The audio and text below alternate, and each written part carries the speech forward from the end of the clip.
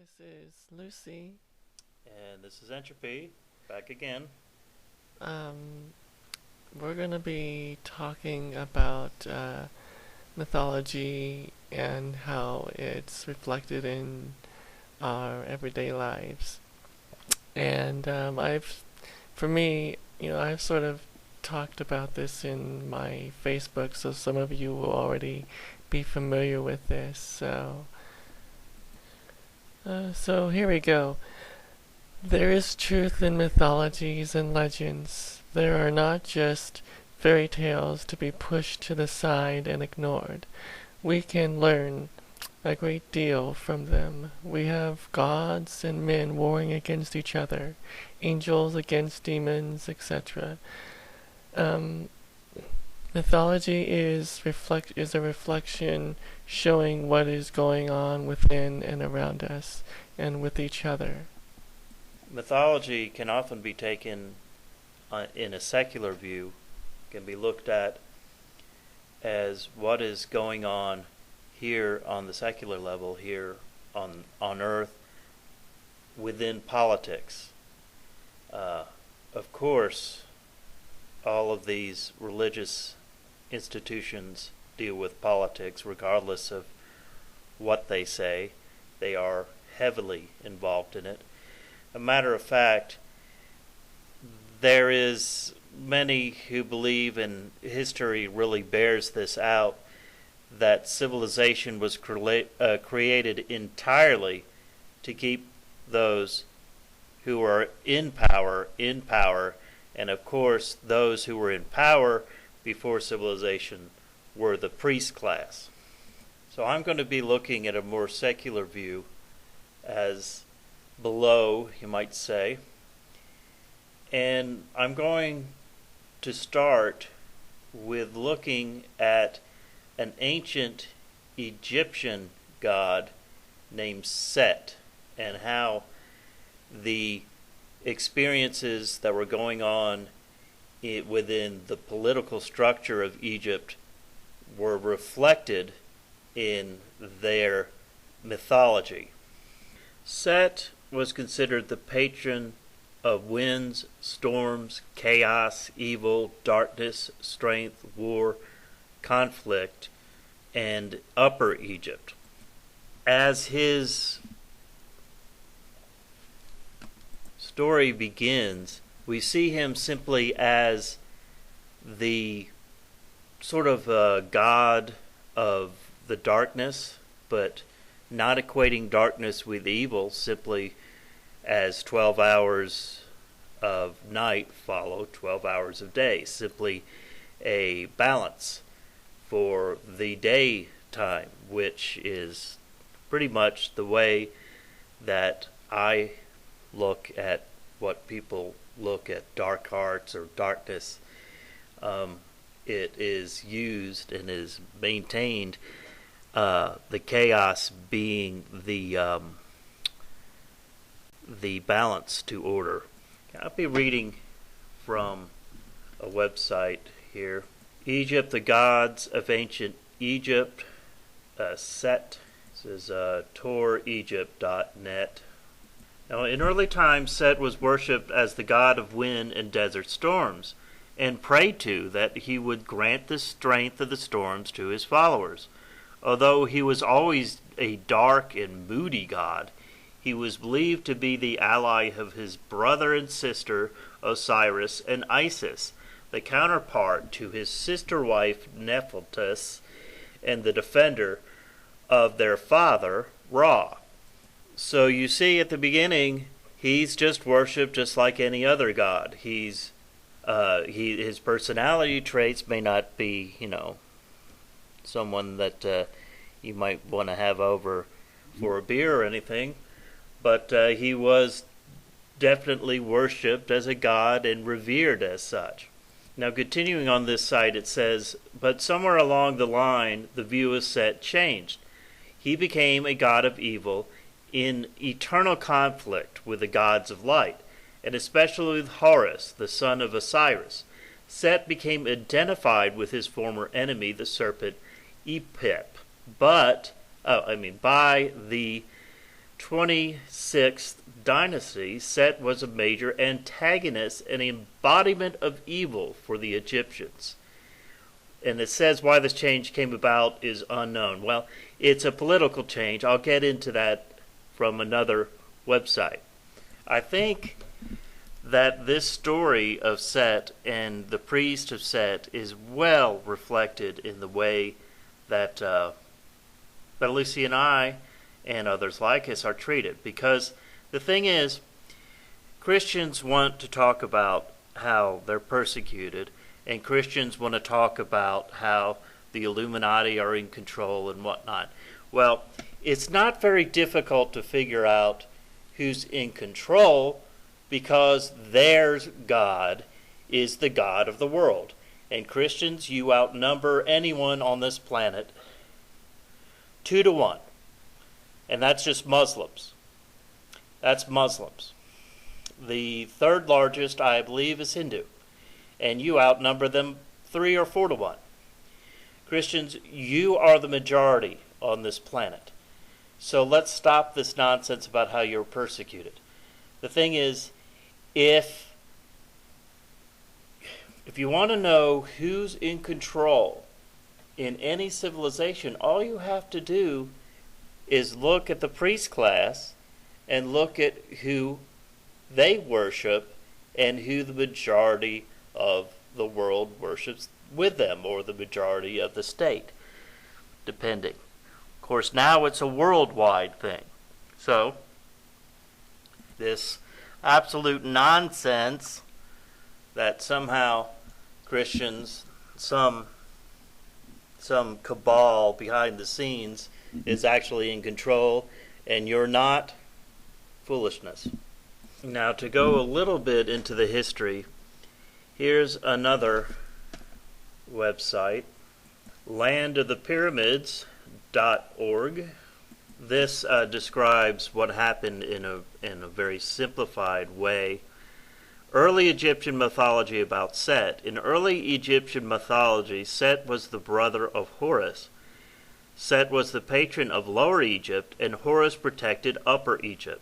Set represented the night, and opposite to Horus, who represented the day. Together these two gods performed many duties of friendly nature for the dead. He was seen as a great warrior who protected the sun barge of Ra and fought the snake monster called Epap. Other legends say that together they set up and held the ladder by which the deceased made their way from earth to heaven. He was officially worshipped in an insignificant province west of the Nile, which was the starting point for the road to northern Oasis. The inhabitants of this area were mostly guides to desert caravans, and it was in their interest to worship Set, the Lord of the Desert. When the Upper and Lower Egypt became united, Set and Horus were often depicted together, crowning the new pharaohs. Set is turned into the god of evil. Upper Egypt then conquered Lower Egypt, and the pharaohs and the kings of the south started to portray Set as the evil enemy of Horus and turned him into a god of evil. Does this sound familiar, Christians? What do you refer to as what are the former gods? Baal and There's Belial, Beelzebub. what happened to these former gods, Lucy? What are they now, according to Christians? Demons. Demons. Now, why do you think they call all these former gods demons? Because they make evil. Whatever is not of their God is considered evil. When we relay our spiritual experiences to you Christians, what is the normal response we get? They say that my path is evil, it's from the demons, or I've had experiences where I've been told by entities in a dream to read the Bible, and I was asked, well, are you sure? Did you test that spirit? He told me to read the Bible. Christians. Let me tell you something. If you don't want to be lumped in with the Christians, then don't call yourself one. If we're referring to Christians, we're referring to people who say that they are believers in Jesus Christ and do not do anything that Jesus Christ told you to do. If you're wondering what we mean by when we say, you Christians. Get back to this website. Upper Egypt then conquered Lower Egypt, and the pharaohs and the kings of the south started to portray Set as evil enemy of Horus and turned him into a god of evil. This is entirely done for political motivations. By the period in Egyptian history known as the Third Intermediate Period, Set was referred to as the god of evil. Figures of the benign god are uncommon, for most of them were destroyed by the Egyptians when they changed their views about him. If you believe Christendom, if you believe that your religion is going to continue for all eternity, then all I say to you is you look back in history, because there's no religion that continues on and on and on and on. We're not promoting a religion, Lucy and I. We're promoting spirituality. And anybody who adheres to any set religion really is not getting spirituality at all. I can understand associating with people and even going to church, but adhering to that religion and calling yourself whatever it may be is really just playing into the political game of this world, and it is not a spiritual understanding at all. Going on, the Egyptians of the 22nd dynasty went so far as to erase Set's name from many of the older inscriptions, and even to change the names of the former kings that were compounds of Set. Set, the great and strong god of prehistoric times, was converted into Satan with the rise of the cult of Cyrus. Typhon, or Typhu, was the Greek form of Set, a serpent-like monster. Familiar, Christians? In ancient Greek mythology, the typhoon was supposedly of red color and made a sound much like that of a donkey, the animal to which Set is sometimes associated. All of these religions, Christians, are very ancient, and virtually every single allegory in that book you call the Bible, especially the book of Genesis, is dead, taken from other religions. It's so sad that not only do you not know that, but when we point it out, you pretend as though we are somehow corrupting you. The truth hurts sometimes, and it's scary, but it never stops being the truth. On this subject, of course, since Lucy generally refers to herself of a spiritual nature as a Luciferian, let's discuss how many people see this entity formerly named as Set as the archetype of what we now refer to as Satan. There is a religious sect that is an offshoot of the Church of Satan, the Levian Church, probably one of the ones that has had more success, and it is called the Temple of Set. Those of you who may be interested in Satanism, I would certainly investigate these people before looking into Levian Satanism. Levian Satanism, quite frankly, is just for a bunch of metalheads and dope smokers. No offense to metalheads and dope smokers, of course. Anyway, looking at something from the Temple of Set, the ancient here I'll give you the it is unexplainedstuff.com, religious phenomena, temple of Set. The ancient Egyptians were perhaps the first to personify evil as a distinct force in the universe, but they retained a concept of unity by representing the evil god Set as a brother of Horus, prince of light and goodness, although Set was actually a younger brother of Osiris who, with Isis his wife and Horus his son, comprised the Egyptian trinity. He was represented as Horus's brother because Set stood for the opposing forces of evil and darkness. Set was jealous of Osiris' power and sought to seize the throne from him. In ensuing struggle, Osiris was dismembered, leaving Horus to oppose his evil brother/uncle. In the war between the two that ensued, Horus and the forces of good prevailed. In the story of Set's insurrection can be seen as a parallel with the Hebrew tradition of Lucifer's rebellion, his defeat by Michael and the angels, and his subsequent expulsion from heaven. Set, therefore, is clearly an early forerunner of Christianity and Islam's irreconcilably and absolute evil Satan. This is interesting here, okay? The Temple of Set maintains, however, that regardless of how evil Set may be portrayed, his essential function of expanding the borders of existence and then returning the chaotic energy to the center has continued to the present day.